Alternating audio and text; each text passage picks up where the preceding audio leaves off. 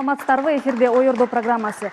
Акыркы убакта банктардан жана микрокредиттик уюмдардан насыя алып, аны кайтара албай, карызга белчесинен батып, үйүн жоготуп, атүгүл пикетке чыккан адамдар жарандарыбыз көбөйдү. Ошол эле убакта айрымдар буга себеп катары калктын каржылык сабатсыздыгын аташат. Кредит алууда эмнеге көңүл буруу керек? Биз бүгүн Ойордодо ушул теманы талкуулайбыз. Азыр биз бир окуяга токтолсок.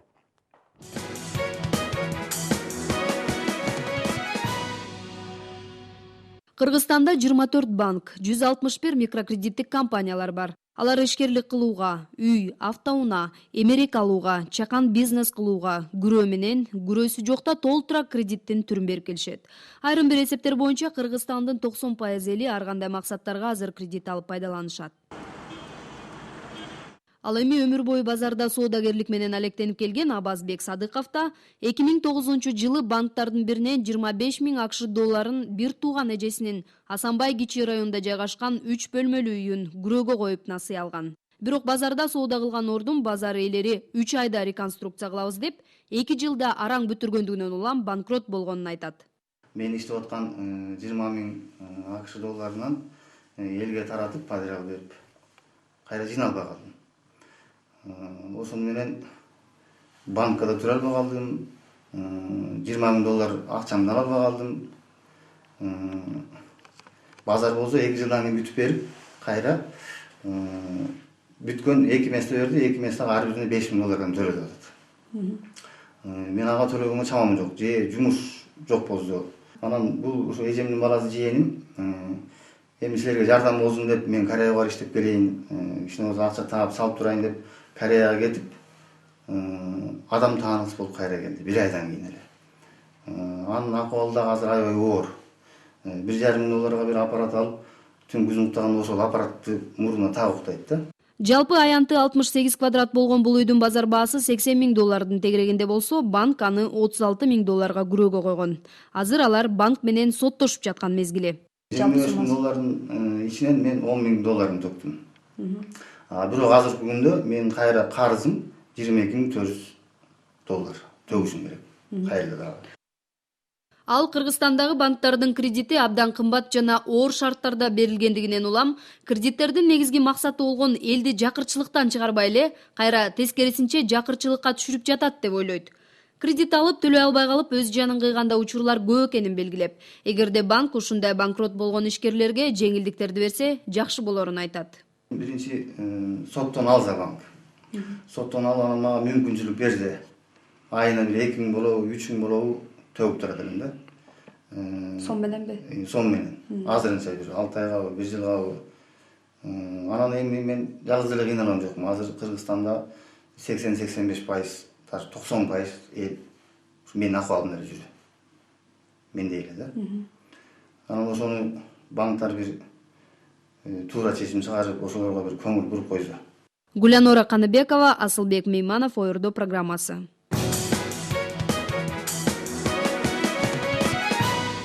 Аклайым, Абазбек мырза биздин студияга келбесе да, бул сиз жетектеген кыймылдын мүчөсү да.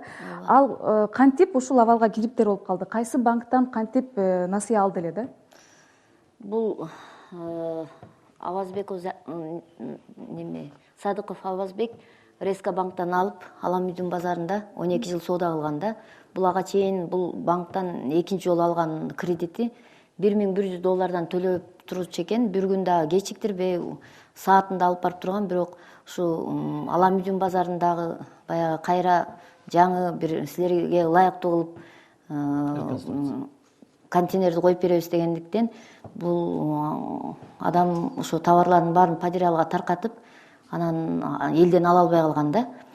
Анан булар 3 айда бүтүп беребиз деп, 2 жыл дегенде бүтүп берип, анан бул адам төлөй албай калганда, товарлардын баардыгын потерял таркаткан, бирок элден кайра чогулта албай калган.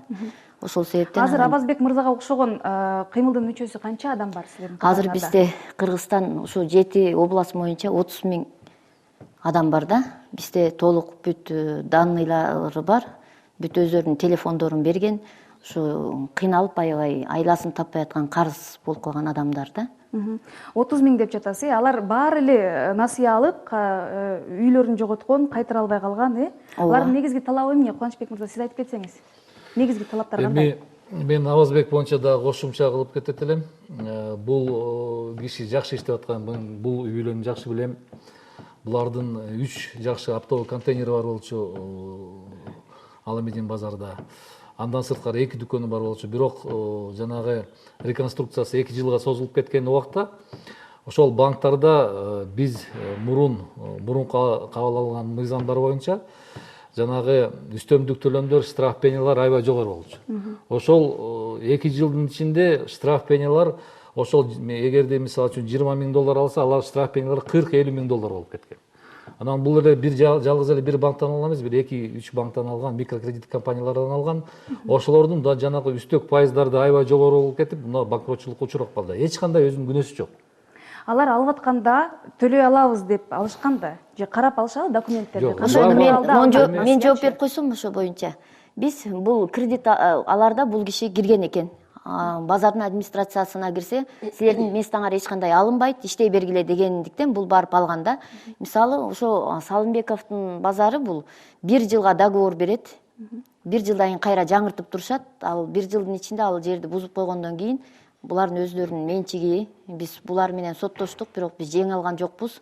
Бул базардыкы, бунун өзүнүн менчиги деп койду да. Ильяс мырза, айтсаңыз, сиз маселени эмнеден көрүп жатасыз? Проблема эмнеде бул жердечи? Абазбектин окуясын алсак да. Бул жерде мен ойлойм бир рыночный экономиканын өзүнүн общий тенденциялары бар. Бул жерде рынок жөнүндө айтып атпайбы? 2-3 айдан кийин жасап беребиз, 2-3 айдан кийин жаңы жерге киресиңер, иштейсиңер депчи. Бул жерде айтып атат 2 жылдан кийин эле бер депчи. Мен ойлойм ушул жерден проблема пайда болду. Бирок дагы кошуп кетет элем, эң негизгиси кредит алганда эгерде проблемалар пайда болсо, сөзсүз түрдө банкка барып ошол проблемаларды ачык айтыш керек. Бул жерде бир маселе жаралып атат да, кредит алып атканда ал адам төлөй алабы, ал ким, документтери жакшылап каралабы? Канча убакытта төлөп бүтө алат ошол насыяны? Эми банк системасы жөнүндө айта албайт экенмин. Микрофинансылык уюмдар жөнүндө айтып кетсем, өзүңүздөр билесиздер, залогсуз насыя беришет.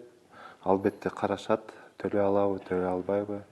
Каралабы ошол насыя берилип атканда каралабы? Мисалы үчүн сиз айтып атасыз 2-3 жерден кредит алган депчи, ал адамдарчы? Эми мындайда ал жерде мен айта алам, каралбайт. Булар баягы паспортту болсо берип берген. Мисалы микрокредитте бизде факты бар. Биз 2 күн болду Жалал-Абадка барып келгенде. Ошол жерден мисалы биз бүт фамилияларын, аттарын жазып келдик да. Мисалы Камбарова Кулпа эже жин оору менен ооруйт экен. 6 ай сайын больницага жатып турат экен. Жолдошова Калбу деген эже кулак укпайт экен. Кожомуратова Каникей деген жүрөгү ооруйт экен. Исаков Калдарбек деген байке ичет экен да, бул ичип ошо өзү. Келишимдер кандай түзүлөт анда ушул кырдаалдачы? Мен кошумча кылып кетсем болобу? Бул ушул айтып аткан эжелер, алып аткан байкелер 66 жашта. Эми ушул 66 жаштагы адамдарга, оорукчан адамдарга кандай берип атасыздар кредиттерди? Аябай чоң таң калыштуу да бул. Анан менимче эч кандай көзөмөл жок да силер жактан.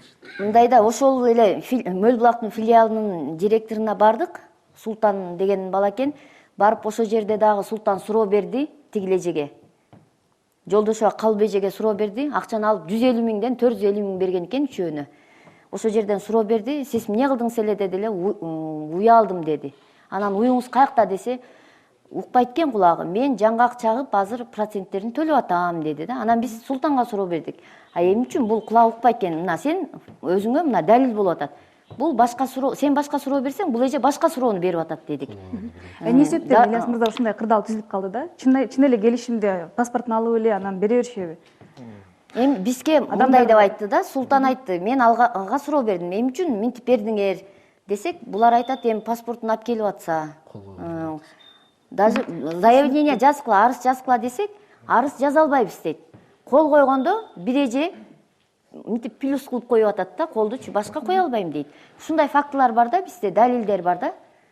Анан бул бүт келишимдер орус тилинде. Эми түштүк жергесинде билесиңер, кыргыз эли орус тилин такыр билбейт. көбүнчөсү орус тилинде болот да. Бизде мына улуттук банктын да өкүлү отурулат. Эмне себептен ушундай кырдаал түзүлүп калды?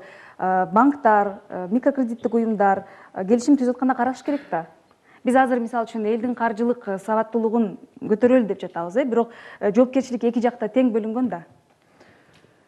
Албетте, ар бир кредит алуучу ушундай мекемелерге кайрылганда, финансы мекемелерге кайрылганда, ошол адамдын жанагындай финансылык кудуреттүүлүгүн, бүт жагын бир эле паспортун карабай, бүт жагын карап изилдеш керек. Ушул кредит берүүчү уюм эң негизгиси ошол адам акырында өзүнүн жанагы алектенген ишкердигинин артынан ошого байланыштуу кандай тобокелчиликтер бар, ошолордун баарын эске алып туруп, анан кийин жалпы жонунан өзүнүн жана иштеп тапкан кирешелери ошол үй бүлөсүнө, тамак ашына калганы баарына жетип, ошондон артып туруп, анан кийин кредит төлөгөнгө жөндөмдүүлүгү барбы деп бериш керек да. Бирок дагы кичине кошулуп кетейин, жанагы эме майып болгон анча орчал эмелер болуп атпайбы, жана ушул мисал келтиришпедиби? Эми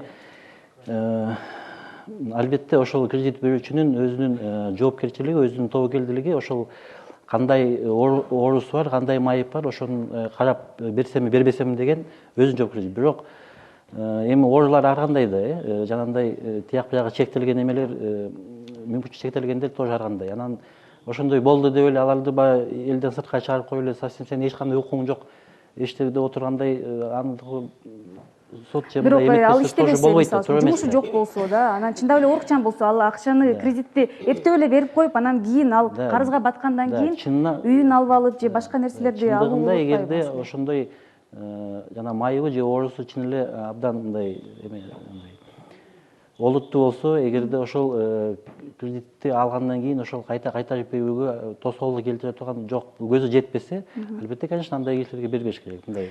Рахмат. Элмира айым, айтып кетесизби, маселе эмнеде, ким ушул ишти жүргүзүш керек? Биз каржылык сабаттуулук жөнүндө сүйлөшүп жатабыз, окуяларды көрдүңүздөр, баары калп болбосо керек.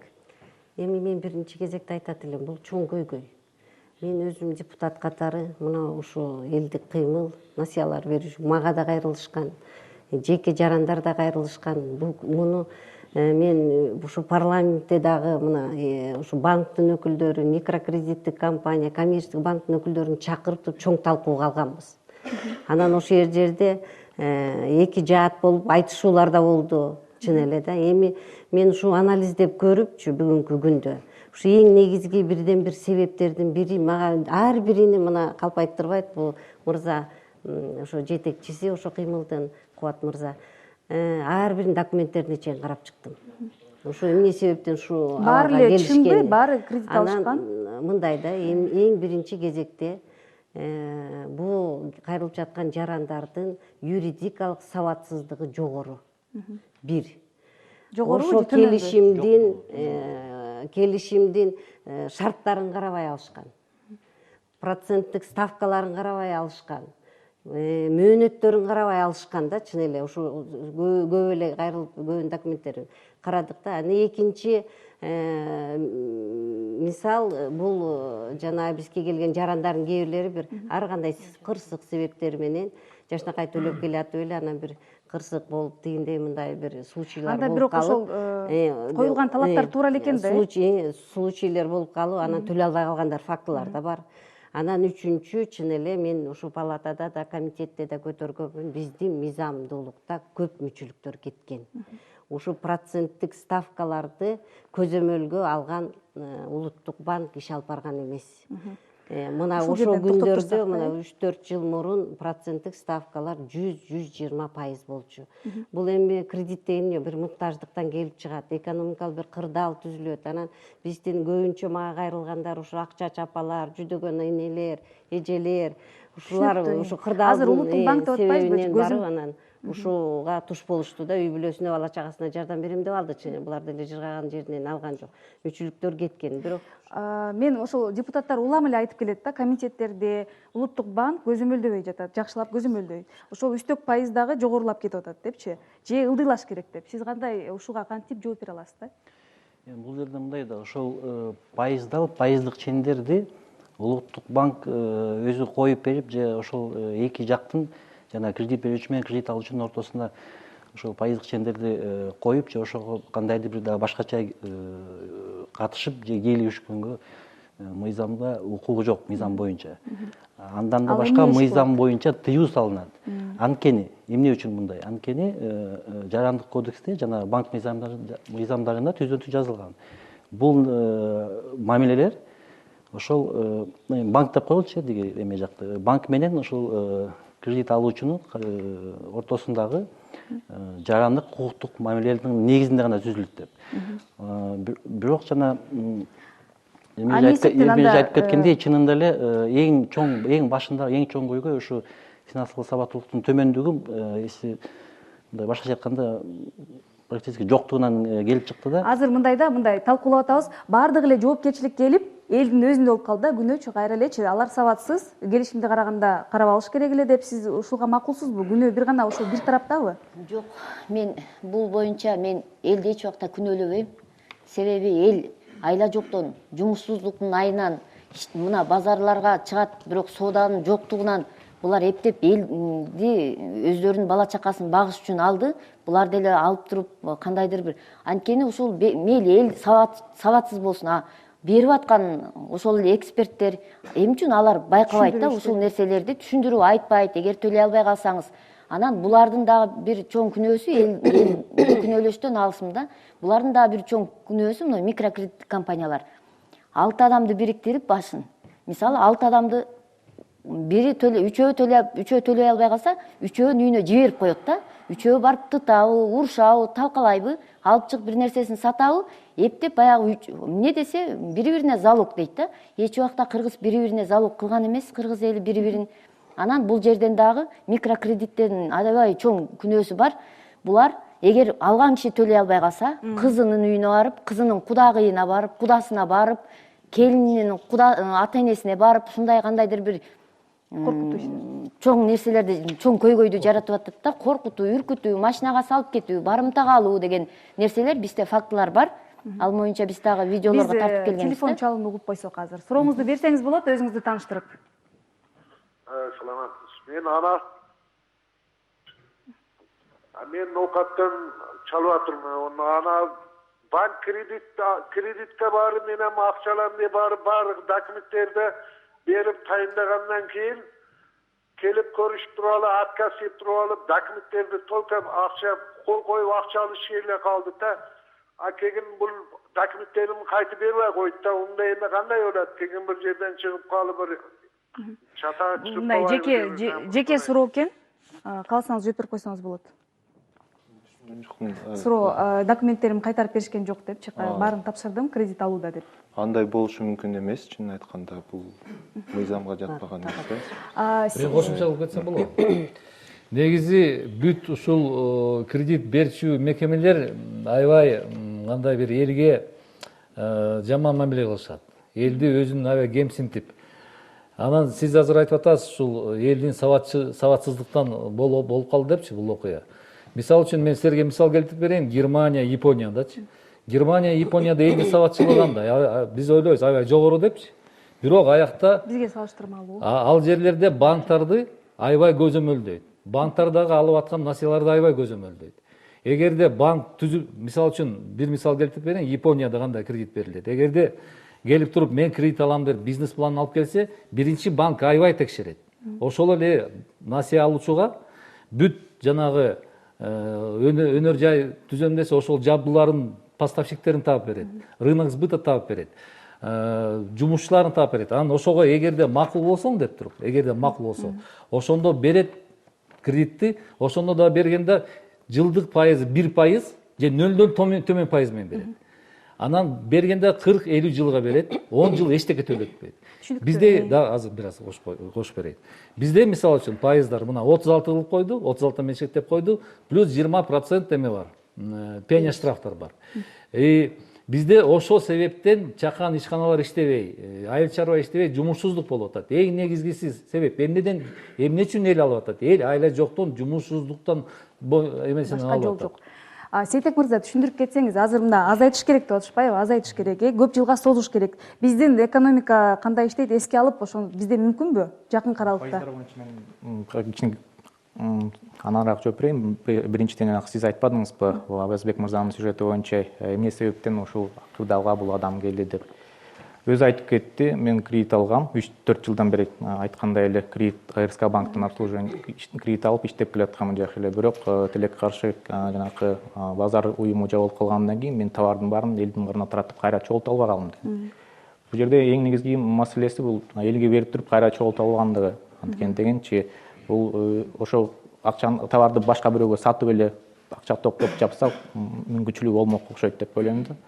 Анткени деген бул жөн эле адамдарга ишенип кандай эле кредит катары эле берип койду товарды. Азыр мисалы үчүн кредиттерди текшербей бергенге кандай көз караштасыз? Бул жерде деген кредиттерди текшербей берилет деп бул кандай десем жөн эле мындай жөн эле берет дегенге кичине алысыраак. Анткени деген биз мынакей көптөн бери иштеп келатабыз. Жабы 2010 жылдан бери көптөгөн кредит алып төлөй албай калган адамдар менен иштеп келатабыз. Бүт баарын тең жеке сүйлөшүп кандай шарттан берилген, эмне себептен кыйынчылыкка. Анда көйгөй эмнеде? Жоопкерчиликсиздик. Көйгөй бул биринчиден сөзсүз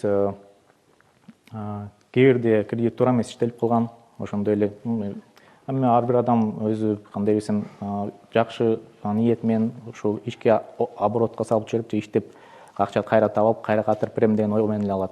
Бирок тилекке каршы биздин көптөгөн кредит алып аткан адамдар толук өзүнүн жанакы иш жасап аткан эмесинин толук рисктерин баарын оценка кылбайт. Ошол себептен кээ бир жерлерде аны өзү гана адамдар ошону баалаш керекпи же кредит берип аткан адамдагы специалист? Бул жерде деген эң негизги кредит берип аткан специалист бул адам ошол кредитти кайра төлөп бере алабы же төлөп бере албайбы деген оценка кылыш керек да. Бул биздин мыйзам чегинде жазылган. То есть эгерде кредит алуучу адам өзүнүн толуктоп аткан доходдорун көргөзө албаса ага кредит берилбейт. Бирок биз ушул жерде Ильяс мырза айтып кетсеңиз, көп эле айтылды да, текшерилбейт, берилет, жана кулак укпаганга берилип салды, акчасы жокко, жашы улгайган адамдарга. Ошол кандай чечилет? Сиздин ассоциацияны жетектеген адам катары айтыңыз. Чын айтканда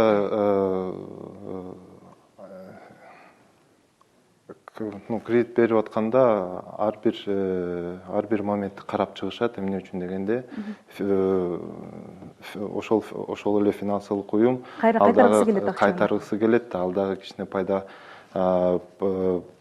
көрөйүн деп иштейт да. Ошон үчүн мен ойлойм ар бир нерсени карап чыгышат деп. Мен чакан насыя берген бир уюмдун жетекчиси менен сүйлөштүм да, ал айтат, кредиттерди бергенде 97% кайтарып берип атат. Анан 3% эле кайтарылган жок депчи. Чынбы ушул? Азыр кайтаруу деңгээли 98-99%. Анда көйгөй сиздер айтып атасыздар 600 миң адам бар деп, мүчөбүз 30 миң адам деп. Ошол 2%дан ашып кетип атпайбы? Мен токтолуп кайсы жерде? Айтып берсем болобу да? Эми буларда жанагы улуттук банктарда ушул чакан кредит берүүчү мекемелерде баягы проблемный кредит деп коет да. Проблемный кредит, жаман кредит деп койсо болот да. Анан буларда мисалы үчүн эгерде үйүн алып алса, үйүн тартып алса, же пенсиясынан, пособиясынан кетсе, зарплатасынан кетсе, буларда проблемный кредит болуп эсептелбейт бул. Булардын иши жок. Үйүнөн айрылып атабы, айрылбай элеби, кыйналып атабы, кыйналбай элеби. Мына үйүн алып койду, бул проблема эмес дейт булар үчүн. Жалпы элге проблема болуп атпайбы? Эми эгерде мына таластан келди, көлдөн келди, ушулардан сурайлычы, канча эл кыйналып атат аяктан. Залдан суроо болсо катышсаңыздар болот. Ултай айтып коюңуз, таласта акыбал кандай айтып коюңузчу. Микрофон алып коюң. Микрофон алып туруп айтып койсоңуз.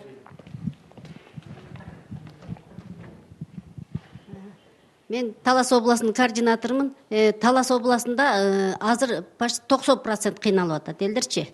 Анан көйгөйлүү маселе өтө эле көп. Жана кредит алып төлөй албай, тияка бияка качып кеткендер андан көп. Муну өлүп калгандар мындан көп. Азыр ошо даже муну бир жуманын ичинде эле азыр уже губернаторго жери кирип бул жөнүндө неме кылып атабыз. Биздин жана сунуштаган жеке жарандардын банкроттугу тууралуу мыйзам кабыл алынганча сунуштарыбызды, талаптарыбызды беребизби? Ошолор кабыл алынсын деп атабыз. Себеп дегенде эл деген азыр ичериге наны жок болуп калды, уну жок болуп калды. Сиз өзүңүз дагы кредит алгансызбы? мен да кредит алгам башында, мен да ошентип неме болгом, убагында төлөнүп жүргөм. Бирок жана 2010-жылдан кийин эл көп катмары азыр бүт башты 90% азыр кыйналып атат. Элдерчи азыр ушул моментте мына бир жуманын ичинде 200 киши азыр мага жазылып атат. Себеп дегенде алар ичерибизге азыр айдаганга, жерге айдаганга эч кандай үрөндөрү жок. Ичерге тамактары жок. Башкасын айтпай эле коелу. Өтө кыйналып, муктаж болуп жатышат азырчы. 90% эл мындай эле айта алам мен. Мен бир жуманын ичинде 10 000 колтамга алып келгем. Мына депутат айым отурат, Элмира Жумалиевага өзүбүз алып барып тапшырганбыз. Элге болсо мен убада бергем, мына депутаттарга тапшырып атабыз. Депутаттар элдин кишиси, элдер шайлаган, булар биздин законду кабыл алып берет деген. Бирок биздин үмүтүбүз өчүп, мына 6 ай болду. Эл болсо мени тытыбайдай тытып атат. Канакей алып барганыңыз депчи. Суроо берсем да залга, бирок ошол эле убакта насыя алам дегендер дагы деле токтобой жатпайбы? Анын себеби эмнеде? Эми алар дагы деле бирин алып бирине жаап атат. Ушул убакта деле бирин алып бирип эптеп эле алып атат. Эгерде сиз жооп берип койсоңуз. анан дагы ушул маселе боюнча жана бирин алып бирин деген муногу депутаттар 40%га чейин деген мыйзам кирди, сүткорлук боюнча. Президент кол коюп, мына будан кийин азыр мен ойлойм абал кишини оңолду.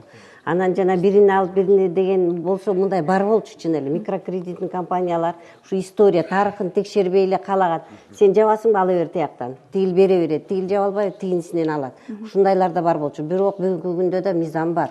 Азыр информациондук маалымат деген бюро, информационный бюро. Ошол жактан текшерилет, ар биринин тарыхычы текшерилип, анан кийин гана маалымат берилип атат. Бирок кийинчерээк азыр жакшы. Бул мурда алынган кредиттер боюнча мага көйлө жарандар кайрылбады беле. Мурда ушу 2013-жылдан кийинки жана олчойгон пайыздар менен келип алып, анан ушундай абалга түшүп калды да.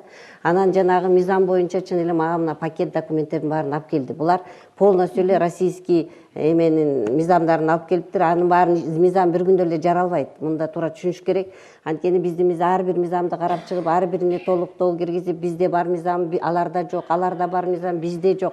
Ошон үчүн баарысын пакет документтерди бүгүнкү күндө даярдап, инициатор 15 киши кол коюп, жеке адамдардын, жарандардын, жеке адамдар жана банкротский физических лиц деп мыйзам даяр бүгүнкү күндө жогорку кеңешке кетти. Эми ал мыйзамда эле банкрот болсо эле ошол үй болду, калып калат деген мыйзам эмес. Ушул жерде тактап өтсөңүз Элмира айым, азыр мындай сезим же ой калышы мүмкүн да. Мен кредитти төлөй албай калсам, банкрот деп мени эсептешсе, банк деле башкалар деле деп. ушундай ойдо да өзүң алдыңда эч ким кыйнаган жок, өзүң алып атасың, өзүң төлөшүң керек деген бизде азыр палатада көтөргөн баардык эле көпчүлүк айтып атат ошол сөздү. Өзүң алдыңда төлө, ала албасаң эмне үчүн аласың деген суроолор туулуп атпайбы? Анан бул закондо бизде акыр мына микрокредитный компаниялардын, коммерческий банктардын туура эмес жүргүзгөн иши ушуда, ушуга алып келди бир чети.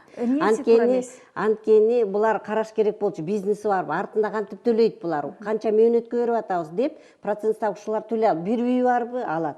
Анан мага мына бир 3 жаран, сиздер деле билесиңер, Сакибаева деген 3 жаран келип, мына менде 700 миңге жакын, 680 миң сом алат, ошого деди 2 үйүм кетти деп келди ыйлап. Чын эле, эмнеге кетти десе, көрсө бирөөдү алып барып айтат, сен мага дополнительный залог, сен да сиңдисинин үйүн койдуруп коет. Ал жөн эле барып сиңдисинин үйүн базып албайт да. Сиңдисинин үйүн дополнительный залог кылып, жана попечительствого калат. Анан барып туруп тиги төлөй албайт, проценти көбөйөт, анан барып туруп экинчи үйүнөн да ажырап калган ошо да. Анан бул мыйзамдын суту, эгерде бүгүнкү күндө бир эле ошо жаран эчтекеси жок, банкротко объявить этет да өзү, мен төлөй албайм, бир эле үйүм бар, башка эчтекем жок, мен уже бүттү деп, анан сот ошону текшерип туруп, банкротстводу объявить этилгенден кийин мунун пенясы токтойт. Пенясы токтойт, анан кийин закон очередности кийин төлөнөт основной сумма. Элмира айым, бирок айтсаңыз, мен жанагы суроом, мен айтып кетсемби, болобу ушул. Элде бир суроо бар да. Мыйзамды бергенбиз, биз разработка алып келип, анан палатада айтып койчу комитеттерге кетип атат бул мыйзам. Элмира Босоновкуловна, биз айтып койчу нерсе, биз мына 5 жылдан бери жанагы 36% деп атпайсызбы? 40% эмес, 35 деп 35,5% менен чектелип калды.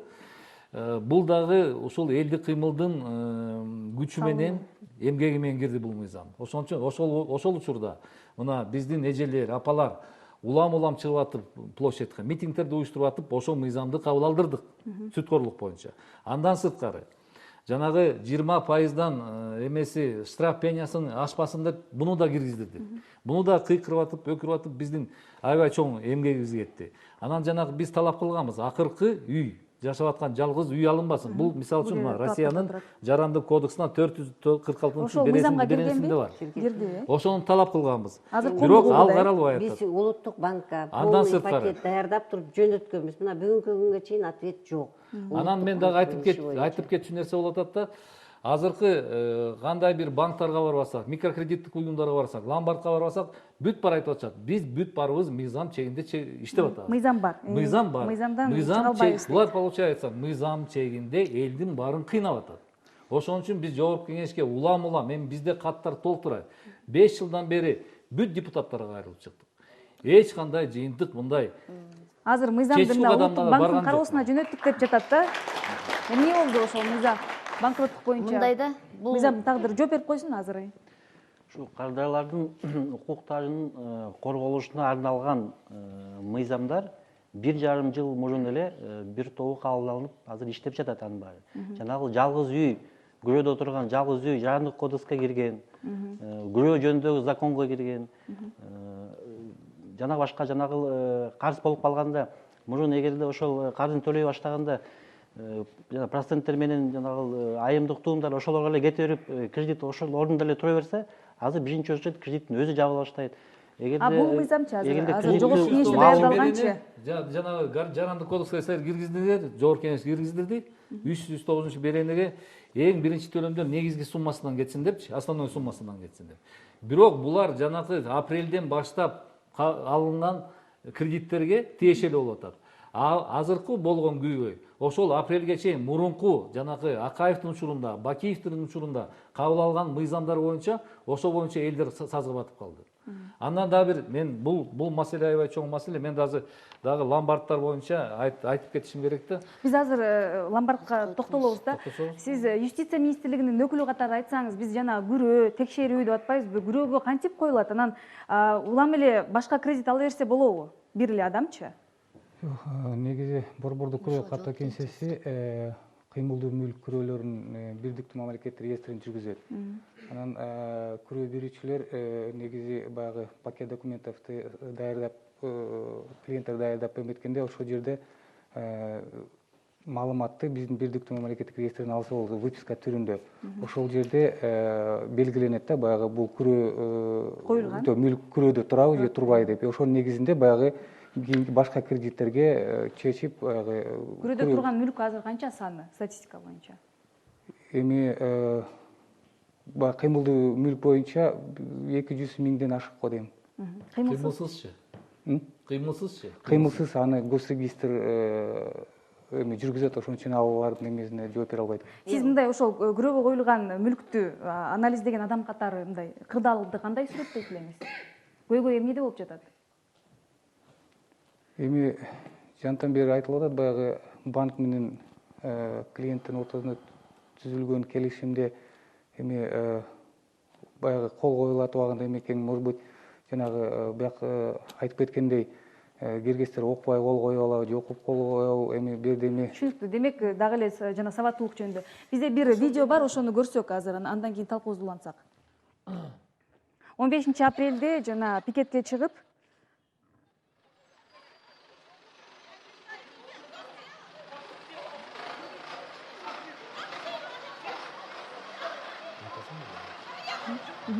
бул мына 15 апрелде Ак үйдүн алдында пикетке чыгышып, жана биздин үйлөрүбүз коюлган, кайтарып бериш керек деп чыгышты да. Ошол жерден биз айтып атпайбызбы, мына 97% кайтарып берилет экен да. Айрым адамдар айтып жатышат, бул адамдар атайын бир күчтөрдүн куралы, депутаттарга киришет, содалашышат, өз көйгөйлөрүн чечишет. Сиздер ошого кандай жооп берет элеңер? Мен бул азыркы көрсөтүп кеткен немеге жооп берет элем.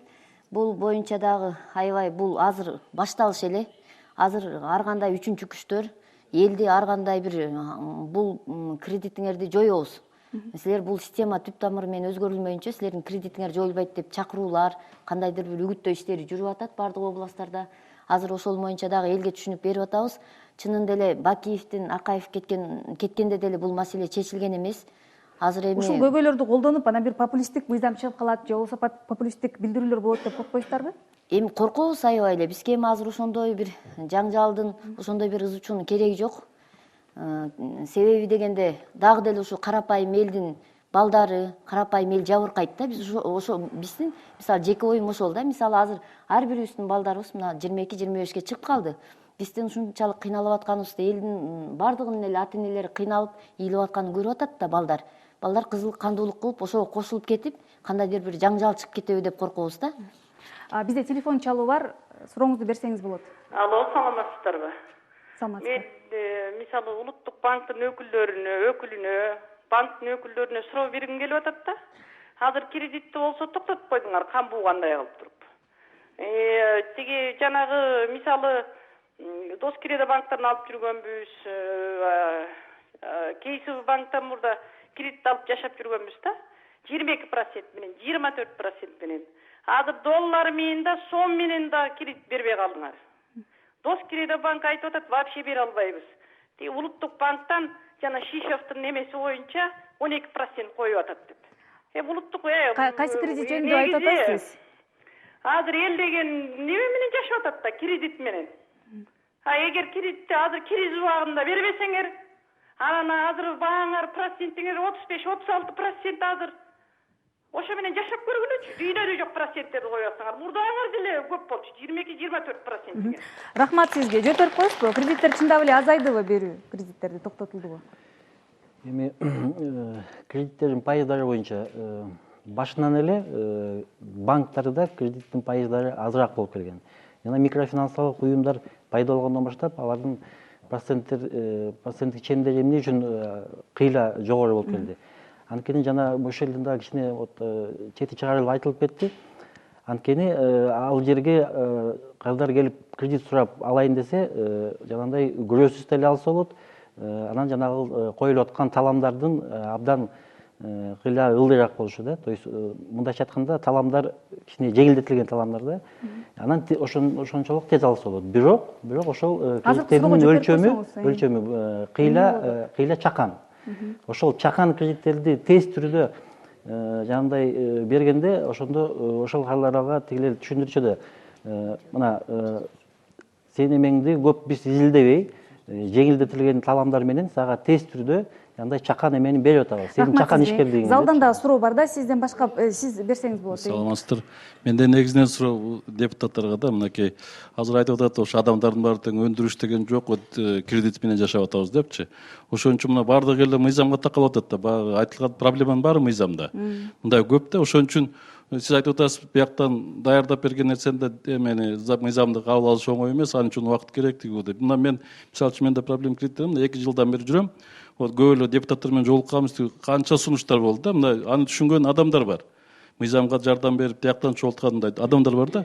Ошону алып туруп, ушуну регуляция кылган жакшынакай. Ошо мыйзамдарды эмне үчүн тезирээк эле алып берсе болот. Себеби өндүрүшүбүз жок болсо, сиздер элдин депутаттары болсоңуздар, анан кийин ушун үчүн ушуларды регуляция кылып жакшынакай койсо болот.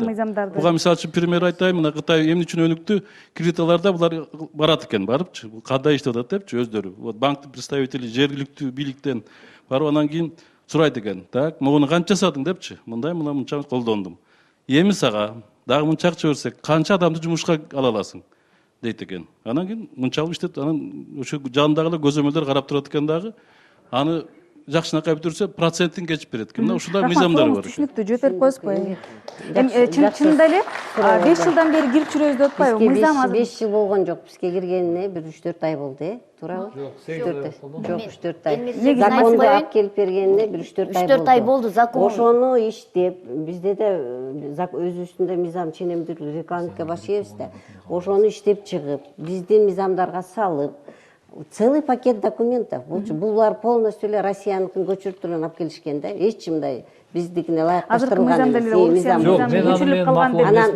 мыйзамдарына полностью жок. Биз аны юристтер менен отуруп бүт карап чыктык.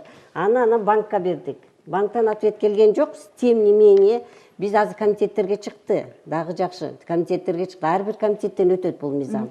Ар биринен колдоого алгандан кийин ар бир окууда өтөт. Мунун өзүнүн шарты бар деди мыйзамды кабыл алуу. Биз түшүндүк анычы. Бир суроо бар да, бул жерде сунуштарда, талаптарда айтылып атат. Жана тойго берилген кредиттер азайылсын. Менимче ушул эң чоң көйгөй да, тойго алынат. Же жамандыкка, жакшылыкка ушул мыйзамда барбы же кантип каралат?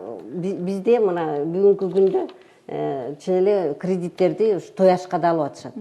Муну компаниялар көзөмөлдөгөнмөк турсун, артынан кууп алып берет. Алгыла, могуга той бергиле, могуну бүтүрүп ал, тиги ишиңди кылып ал деп артынан кууп жүрүп, туурабы? Ошол эң негизги көйгөй болуп атат да, ушу жакырчылыкка элди түрткөнчү, жамандыкка ошону кантип чечесиздер сиздер?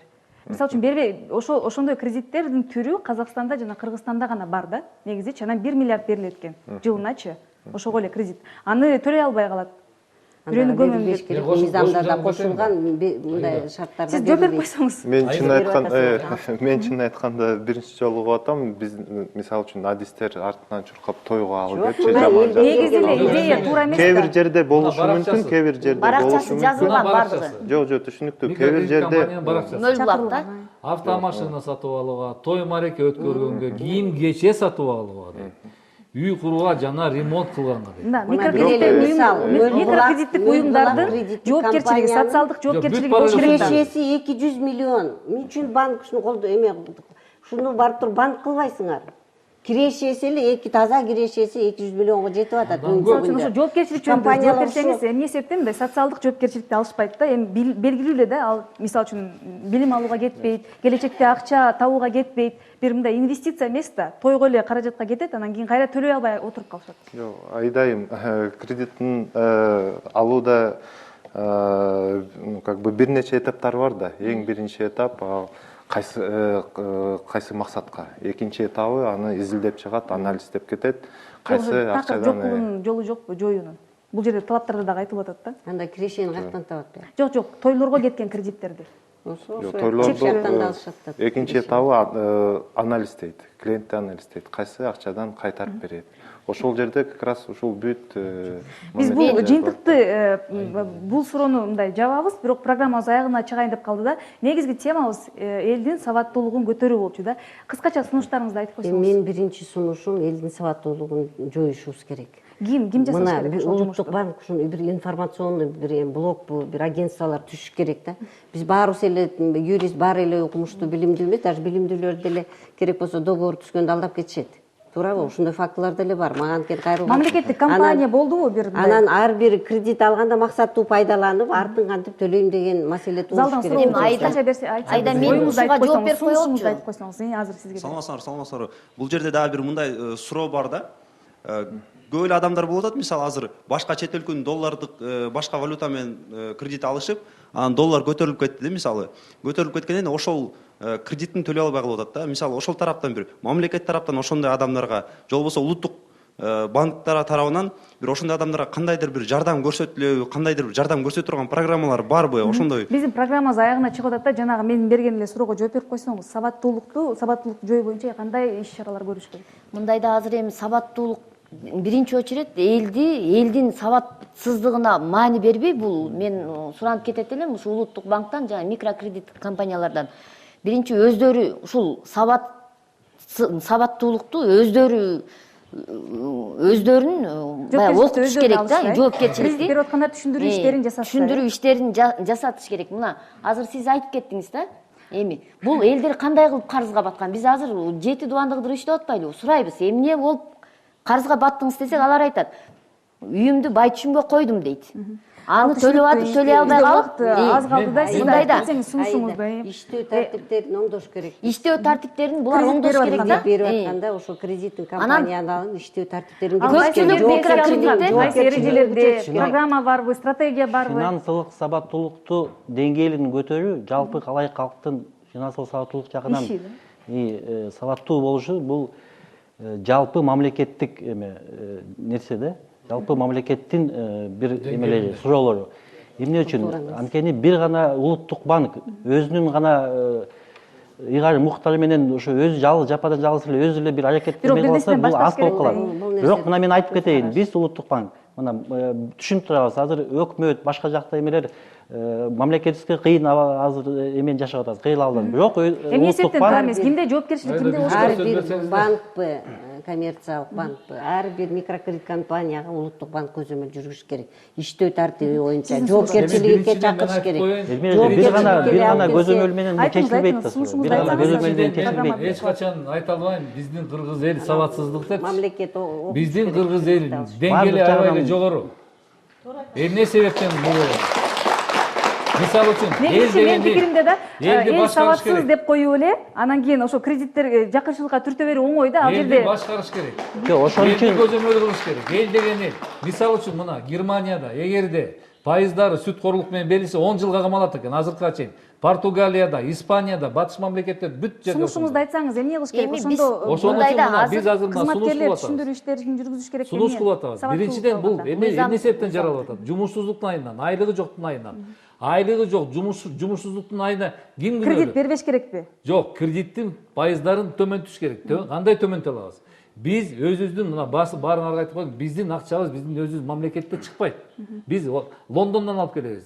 Биз өзүбүз акчабызды чыгарып, өзүбүздүн финансылык кредиттик саясатты өткөрүшүбүз керек. Бул Биз мындайда программабызды бул азыркы бул оңой жолдо мисалы биз азыр мына барып 4 жылдан бери улуттук Биз банкка азыр барсак программадан кийин да талкуулайбыз. Урматтуу көрүүчүлөр, саламатта калыңыздар. Биз бүгүн элдин каржылык сабаттуулугун талкууладык. Кредит алууда эмнеге көңүл буруу керек? Биз сиздерден өтөбүз. Кредит алып жатканда ар бир эрежеге көңүл буруп, аны жакшылап окуп, андан соң кредит алыңыздар.